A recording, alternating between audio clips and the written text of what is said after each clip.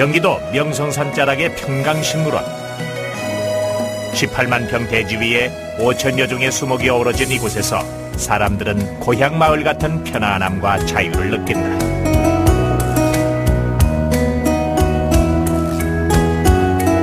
지난 11월 이곳을 찾은 노무현 대통령이 퇴임 후 자연과 벗하며 살 방법을 물었을 정도.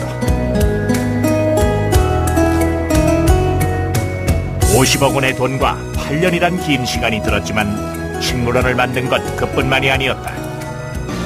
그것은 가난한 시골 출신 괴짜 한의사의 꿈과 도전이었다.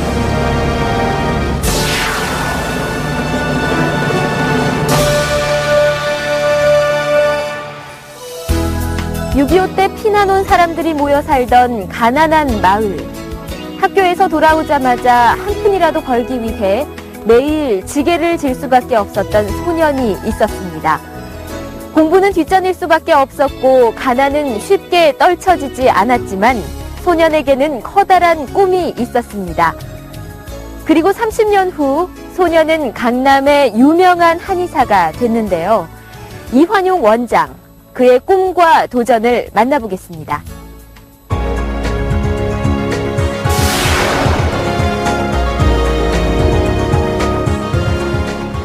하루 유동인구만 해도 15만 명이 넘는다는 강남역.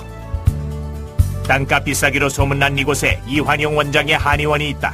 전국 각지는 물론 해외에서도 유명세를 치르고 있는 까닭에 그의 한의원은 언제나 문전성시를 이룬다. 사람들은 진료를 받기 위해 몇 시간 기다리는 것쯤은 마다하지 않는다. 그동안 벌어들인 돈만 해도 강남의 빌딩을 여러 채 살 수 있을 정도. 어린 시절 꿈을 현실로 이루기까지 그에겐 어떤 일이 있었던 걸까?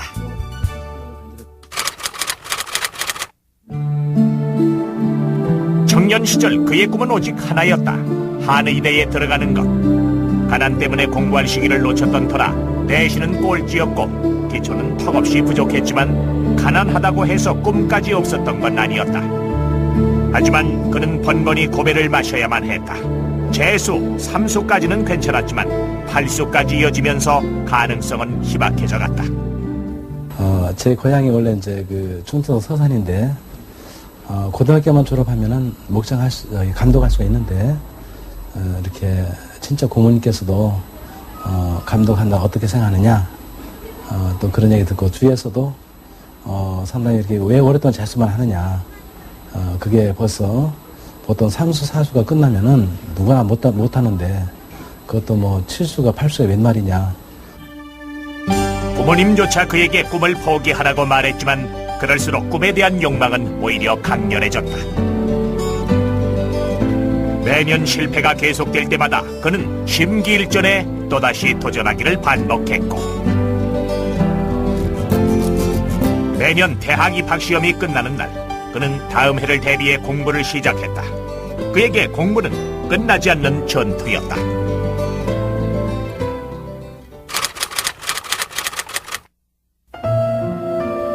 고집불통처럼 공부에만 매달리던 그때 입영 통지서가 날아왔다. 큰일이었다. 3년간 공부를 쉰다는 건 그에게 있을 수 없는 일이었다. 그는 결국 엉뚱한 계획을 실행에 옮긴다. 갈 때 제가 영어 사전을 가져왔습니다. 이 사전을 전부 다 외워오리라. 그래서 군대 딱 하니까 이제 훈련소에서 이제 며칠 후에 짐을 다 싸가지고 집을 보내잖아요. 근데 조기가 딱 보더니 이게 뭐야? 영어 사전입니다. 저는 사실은 삼수하다 왔는데 저는 절대로 또 군대 갔다 와서 학교 가야 됩니다. 제가 열심히 훈련소에서 훈련 받고 쉬는 시간에 공부하겠습니다. 그러니까 조교가 고개를 깨우뚱거리더니 사진을 주더라고요. 고된 훈련 후 주어지는 짧은 휴식 시간. 동료들이 담배를 태울 때 그는 영어 단어를 외웠으며 행군을 나갈 땐 물통에 물 대신 사전을 넣어갔다. 결국 군생활 동안 사전은 누더기가 됐다. 무모하다 싶은 이런 모습 때문이었을까. 드디어 1985년 이환용 원장은 그토록 원하던 한의대에 합격한다. 고등학교를 졸업한 지 거의 10여 년 만이었다. 그의 첫 번째 꿈이 이루어진 것이다. 사람들은 이런 그를 두고 풍차를 향해 끊임없이 돌진하는 돈키호테라고 말한다. 그 꿈을 달성할 때까지 현실과는 거리가 먼 이상을 놓고 돈키호테처럼 외길로 달려온 사람이에요. 현실적으로 실현 불가능이거든요. 한의대를 7번, 8번 재수해가 들어간 사람이 또 있는지 이완용 씨 빼놓고 한국에 돌아다녀 찾아봐도 없을 거예요. 1953년 미국의 예일대학교에서는 졸업생들에게 이런 질문을 했습니다. 지금 현재 당신은 구체적인 꿈을 지니고 있습니까? 이 질문에 3%의 학생들만이 그렇다라고 대답을 했는데요. 20년 후 이 3%의 학생들은 나머지 97%의 학생들이 지닌 재산을 모두 합한 것보다 더 많은 재산을 지닌 부호가 되어 있었습니다. 꿈이 있느냐 없느냐, 이 작은 차이가 인생을 바꿔놓은 거죠.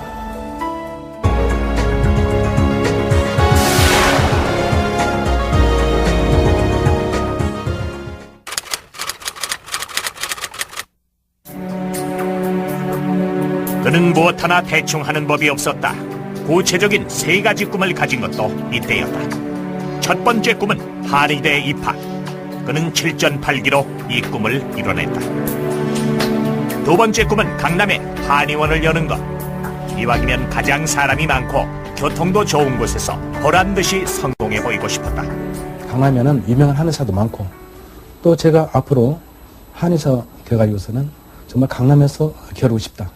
그래서 제가 이제 국가고시 볼 때 이렇게 저희 아내랑 같이 있었는데 마침 그 토큰을 2개 달라고 그랬어요. 강남에 가고 있다니 우리 아내가 아니 이 더운 때 왜 토큰이 필요하냐고 열심히 공부를 하시라고.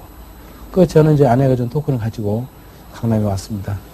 이 사무실 딱 마음에 들더라고요. 그래서 참 이 삶을 얻으면 좋겠다. 당시 그가 가진 돈은 40만 원이 전부. 수억짜리 사무실을 계약하기엔 턱없이 부족한 돈이었다. 하지만 그는 포기하지 않고 특유의 끈기와 고집으로 사무실 계약을 성사시켰다. 그의 마지막 3번째 꿈은 어릴 적 붉은 해가 떠오르던 고향 앞동산을 그대로 재현하는 것이었다.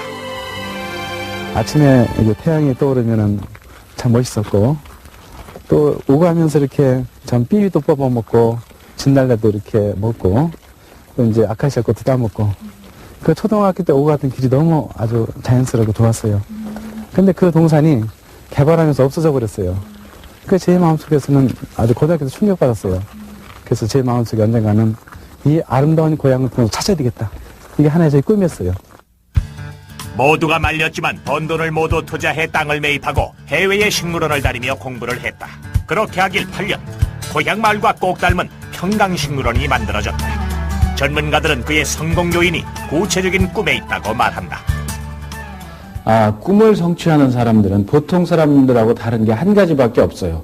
보통 사람들은 무엇이 되겠다는 평가 목표만 갖고 있는데 이 꿈을 성취하는 사람들은 거기에 하나만 더 있을 뿐이에요. 그게 뭐냐? 그 무엇을 갖기 위해서 지금 내가 무엇을 해야 되지라는 행동 목표를 동시에 갖고 있는 겁니다. 그 한 예를 들어드리면 미국의 아주 유명한 영화 배우인 아놀드 슈워제네거 얘기를 해드리겠습니다. 이 아놀드 슈워제네거는 오스트리아에서 아버지를 따라서 미국의 캘리포니아주로 이민을 와요. 와서 보니까 너무 가난한 거예요. 아버지는 알코올 중독자였고. 그 어린 아놀드는 인생에 대한 3가지 꿈을 갖게 됩니다. 첫 번째 꿈이 영화 배우가 되겠다. 두 번째 꿈은 케네디 대통령 가문의 여인과 결혼하겠다. 세 번째 꿈은 2005년도에 캘리포니아 주지사가 되겠다라는 꿈을 갖게 됩니다. 그래서 어린 아놀드는 그 꿈을 종이에 적어서 항상 자기 책상 위에 붙여놓고 생활을 하게 됩니다. 아놀드는 이 꿈을 달성하기 위해서 15살 때부터 보디빌딩을 시작을 해요. 그래서 세계 챔피언을 13번이나 달성을 합니다.